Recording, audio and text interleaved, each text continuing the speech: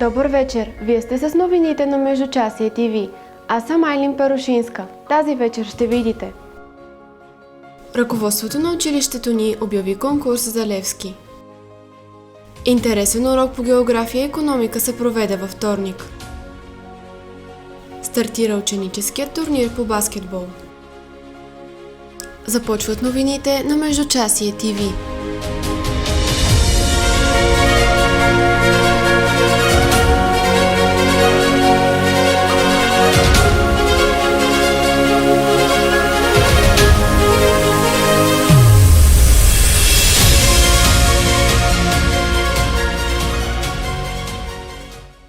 Ръководството на училището ни обяви конкурс за литературно произведение, презентация и рисунка, посветени на живота и делото на Васил Левски.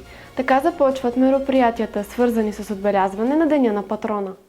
Следващата седмица на втория етаж в училище ще бъде разположена изложба, свързана с живота и делото на Левски. Желащите ученици да участват в конкурсите за литературно произведение, презентация и рисунка могат да представят творбите си до 13 февруари при учителите по съответните предмети, а най-добрите ще получат награда на 16 февруари, когато ще отбележим Деня на патрона. В същия ден ще се проведе и рецитал на учениците от двата четвърти класа. Ще има и радиопредаване, както и спортни мероприятия. Ръководството на училището ни е предвидило и срещи с Васил Василев, председател на Общобългарски комитет Васил Левски, и с Искрен Красимиров. За новините на Междучасие ТВ, Диана Скабрина. Интересен урок по география и икономика се проведе в 6 Б клас. Гост бе Невена Мерджанова. Вълнуващо приключение за учениците от 6 клас се разигра в урок по география, проведен от госпожа Здравка Миткова. Този урок се превърна в истинско пътешествие, благодарение на специалния гост госпожа Невена Мерджанова, майка на шестокласничката Лили Мерджанова. В началото на урока госпожа Миткова стартира с преговор на предишните знания на учениците. След това даде инструкции за интересна игра. Статуетката на статуята на свободата се превърна в предмет на изследване, а бързото намиране на информация за нея осигури ценен имунитет, който би предпазил учениците от евентуални слаби оценки. Невена Мерджанова направи виртуална разходка, започвайки с Съединените американски щати. Разказа за лични впечатления за градовете Ню Йорк, Вашингтон и Лас Вегас. Учениците се потопиха в истории, съпроводени от живописни снимки и интересни факти. Това реално представлява основата на търговския център. И така са го оставили като монумент, паметник, и тук вътре, нощно време, има едни огромни прожектори, които реално осветяват нагоре в небето. Колко са били, извисява ги и остава един спомен за тези сгради. Това е в близост до Световния търговски център, казва се сградата Скелет Окулус. Тя представлява като скелетна риба, гръбнака реално, това са едно ребрата. Този нестандартен урок не само засили интереса на шестокласниците към географията, но и ги накара да разберат, че ученето може да бъде забавно и пълно с изненади, ако се преподава с ентусиазъм и креативен подход. За новините на Междучасие ТВ, Айлин Перушинска. През месец февруари ще се проведе урок по родолюбие с Искрен Красимиров в двата четвърти класа. Повече по темата в следващото видео. Искрен Красимиров е многостранен творец, чието таланти обхващат режисура, операторство, актьорство и литература.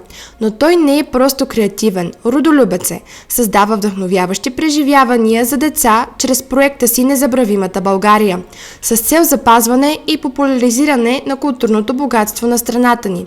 Освен като режисьор и сценарист, Искрен Красимиров се превръща в учител, провеждайки над 1000 уроци по родолюбие в училищата и детските градини в България и в 30 страни в чужбина. Той не просто предлага информация, той създава интересни уроци, които вдъхновяват и задълбочават връзката на децата с българската история и култура. Всяка година, преди Деня на патрона, той ни посещава и провежда уникални събития с четвъртокласниците, които оставят трайни впечатления, защото тези уроци са ключови за развитието на децата. Те не само обогатяват тяхното познание за родината, но и събуждат от тях чувство за принадлежност и гордост. Вдъхновението и знанието, което те придобиват, стават стъпка към по-добро разбиране на света около тях. За новините на Междучасие ТВ, Даяна Василева. И ще уважавам народните будители. Ще обичам България. Докато съм жив. Заклех се. Амин. Силни аплодисменти. Започна ученическият турнир по баскетбол. Той ще продължи до 23 януари. Общо 12 отбора се включват в общинските игри по баскетбол. Те са разделени в две възрастови групи – 8, 10 и 11, 12 клас. Играе се по схемата всеки срещу всеки. В първата среща при юношите 11-12 клас нашият отбор завоюва победата над връстниците си от Национална гимназия по горско стопанство Христо Ботев. За останалите мачове и крайните резултати очаквайте информация в следващата ни емисия новини. В следващия репортаж Снежана Кадиова ще ви запознае с интересни новини. Знаете ли, че върху Венера вали киселинен дъжд, който е толкова интензивен, че би разтворил метал? При изстрелването си в космос, космически апарати използват гравитационната асистенция на други планети, за да увеличат своята скорост. В Австралия има едно място, наречено Сърцето на Вселената, което е изградено от стотици галактики, образуващи уникален плътен куб. Пингвините не само плават, но и имат пингвински авиарет, когато се въздигат над водата и подскачат по повърхността, за да избегнат хищници.